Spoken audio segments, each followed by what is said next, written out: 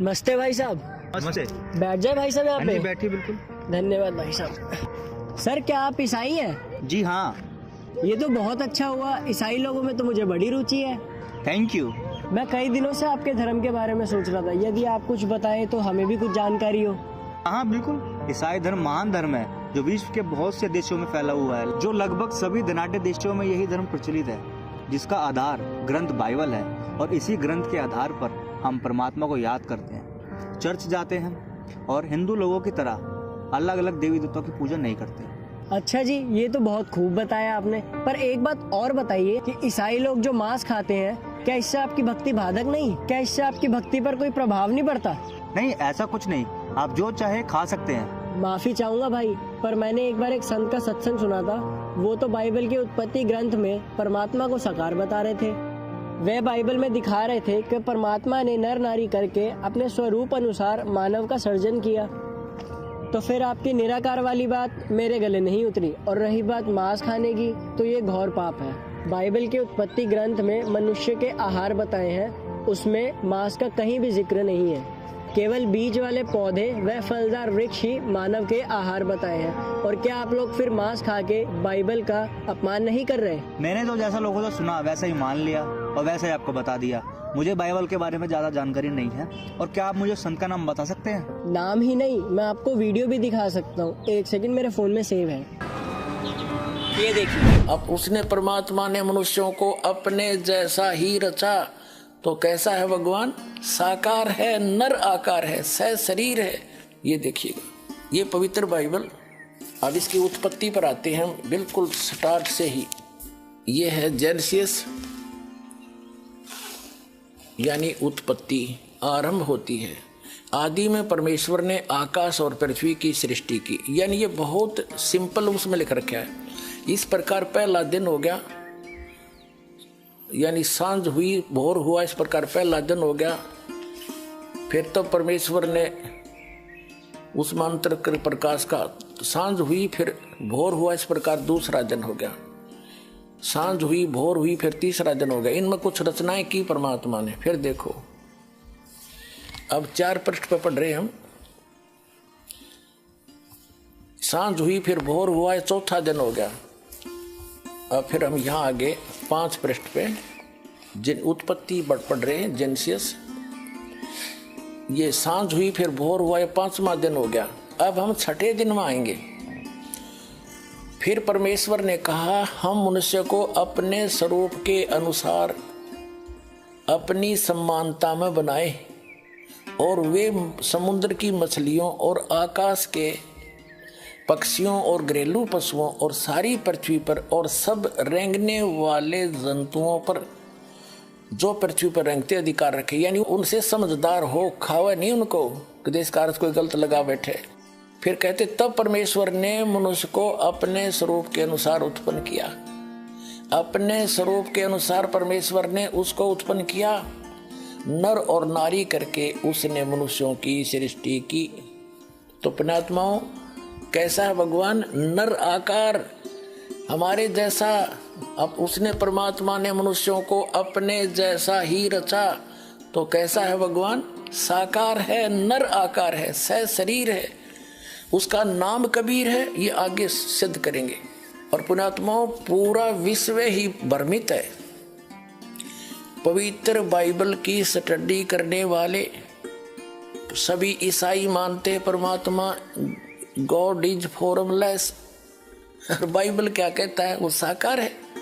तो हमने सभी धर्मों को जानने के लिए उनके पवित्र सदग्रंथों को ही आधार मानना चाहिए, ना कि किसी धर्म के व्यक्ति क्या कह रहे हैं और क्या पूजा कर रहे हैं उसको आधार नहीं मानना चाहिए। ना फिर इन पुस्तकों की आवश्यकता क्या थी, जिनको आज तक सिर पे रखे घूम रहे थे कि इस में सर्वश्रेष्ठ ज्ञान है, तो उस ज्ञान को ही आधार मानेंगे।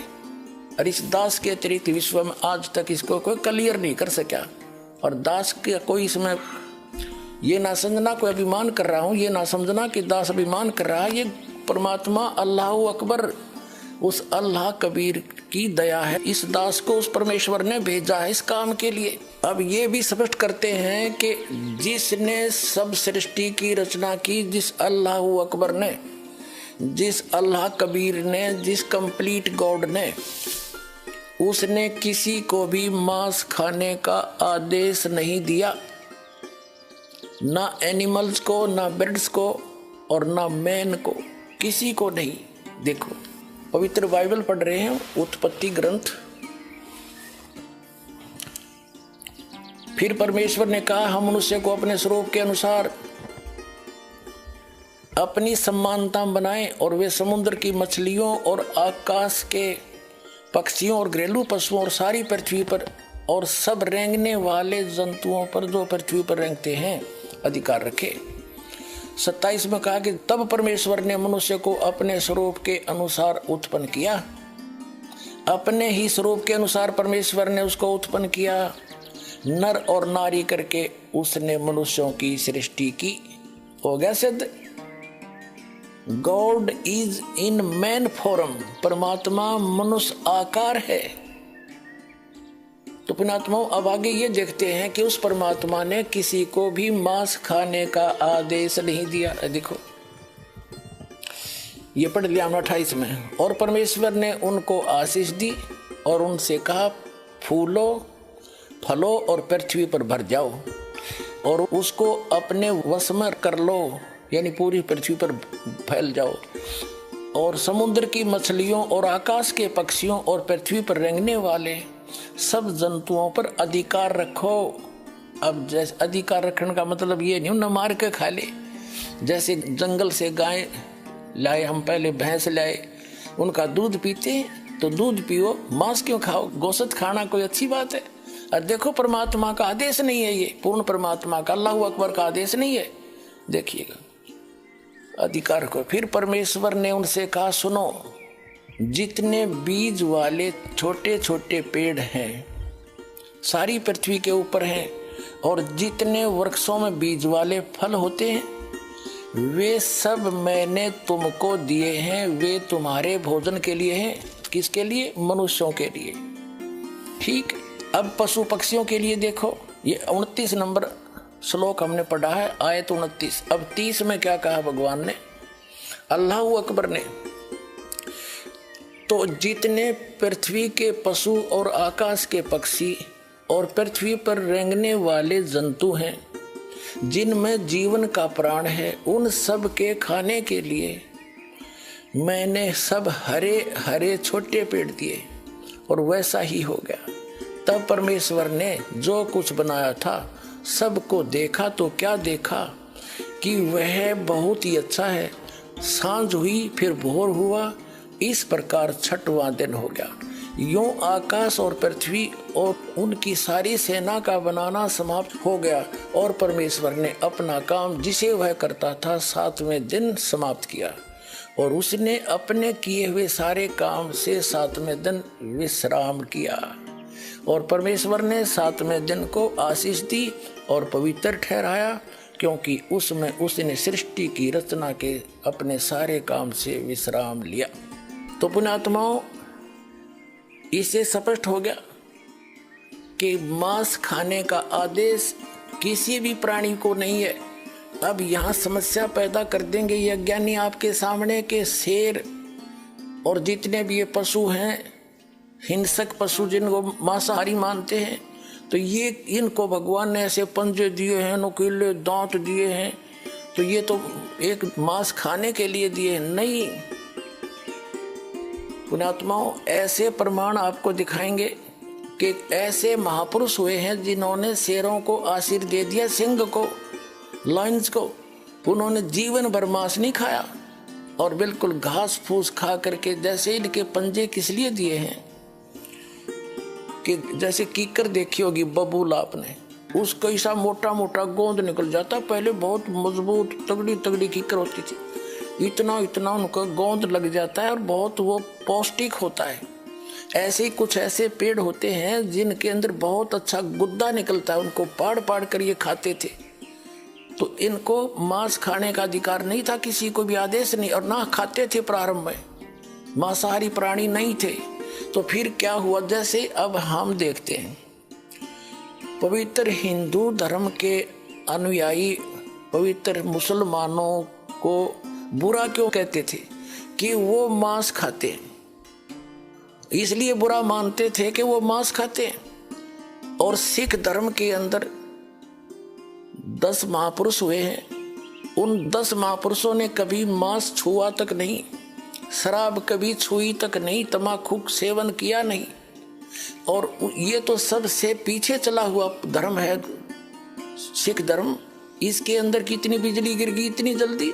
मांस खाने लगे जैसे भेड़िए खाते हैं, शराब पीने लगे और लुकमा सुकमा तम्बाकू भी सेवन करने लगे। क्या उन महापुरुषों का आदेश था कि तुम ये ऐसा जुल्म करो? या हिंदू धर्म के अंदर कोई ऐसा कोई आदेश है कि मांस खाओ? अगर किसी पुस्तक में मांस खाने का कोई लिखा है तो उस पूर्ण परमात्मा का आदेश नहीं है, वो किसी अन्य व्यक्ति का, फरिश्ते का, कोई देव का आदेश है, तो वो हमने मानना नहीं चाहिए। तो कहने का भाव ये है, उस पूर्ण परमात्मा ने उस तत्व ज्ञान में कहा है कि नबी मोहम्मद नमस्कार है राम रसूल कहाया, 1,80,000 को सौगंध जिन नहीं कर चलाया। अरस कुरस पर अलह तकत है खालिक बिन नहीं खाली, और वह पैगंबर पाक पुरुष थे साहिब के अब्दाली। जिन महापुरुषों का नाम लेकर तुम बिस्मल करते हो, गाय और बकरे काटते हो, कहते हैं 1,80,000 को सौगंध जिन नहीं कर चलाया। नबी मोहम्मद नमस्कार है, वो आदरणीय महापुरुष थे और परमात्मा के राम रसूल कहाया। वो परमात्मा का राम का रसूल था, यानी पैगंबर था। और 1,80,000 ऐसे महापुरुष हुए हैं मुसलमान धर्म के अंदर। कहते 1,80,000 को सौगंध जिन नहीं कर चलाया, जिन्होंने ऐसे कोई बकरे वकरे गाय वगैरह नहीं काटी, उन्होंने कहते हैं अरस कुरस पर अलह तकत है खालिक बिन नहीं खाली, और वह पैगंबर पाक पुरुष थे साहिब के अब्दाली। वो तो पवित्र आत्माएं थी, उस परमात्मा की कृपा पात्र थे। अरस कुरस पर आसमान के कति अंतिम छोर पर वो पूर्ण परमात्मा रहते हैं, और उस परमात्मा की दृष्टि से कोई जीव नहीं बचा है। वो सबका अंतर्यामी है, सबका जानकार है, एक जरा से जीव को भी नहीं बुलाता है, वो सब उसके वो सर्वज्ञ है। अरस कुरस पर अलह तकत है खालिक बिन नहीं खाली, वह पैगंबर पाक पुरुष थे साहिब के अब्दाली। वो उस परमात्मा के, अल्लाह अकबर के, वो पूर्ण परमात्मा के कृपा पात्र थे। उन्होंने ऐसा मांस नहीं खाया जैसा तुम अब खा रहे हो। और जैसा कि दास कहना चाह रहा था, इसी प्रकार आगे चल के प्रत्येक धर्म के अंदर यह गिरावट आती चली गई। यार कमाल है, ये तो बहुत ही गजब का ज्ञान है। इसमें तो प्रमाण सहित दिखाया गया है। मैं तो पढ़ा लिखा होकर भी अंधा हुआ और लोगों की कई सुनी बातों पर ही चल रहा था। मैंने तो सुबह सुबह मेरी आंखें खोल दी। इस वीडियो को आप मेरे फोन में भी दे दीजिए, मैं अपने और भाइयों को दिखा सकूं। हाँ बिल्कुल। और अधिक जानकारी के लिए आप निःशुल्क पुस्तक भी प्राप्त कर सकते हैं। और आप भी अपनी आंखें खोलिए और सत्य ज्ञान की पुस्तक आप कर खुद भी जागे और औरों को भी जगाए, ताकि कोई किसी की अनजान बातों में आकर अपना जीवन बर्बाद ना करे। आओ सब मिलकर जागरूकता लाए, पाखंड और अंधविश्वास को जड़ से मिटाए। अंधश्रद्धा भक्ति मानव जीवन के लिए बेहद खतरनाक है। शिक्षित समाज से निवेदन है कि नकली और शास्त्र विरुद्ध साधना बताने वाले धर्म गुरुओं से बचे तथा नकली धर्म गुरु का विरोध करे। सभी धर्मों में पाखंडवाद चरम सीमा पर है। समाज को चाहिए कि गलत साधना बताने वाले धर्म गुरुओं का डटकर विरोध करे। पुस्तक अंधश्रद्धा भक्ति खतराए जान को पढ़े। हमारे इस वेबसाइट पर जाकर इस पुस्तक को निःशुल्क पाए, या फिर आपका पूरा नाम, पता और फोन नंबर इन नंबरों पर SMS करें। अवश्य देखिए जगतगुरु तत्वदर्शी संत रामपाल जी महाराज के मंगलमय प्रवचन हर रोज इन चैनलों पर।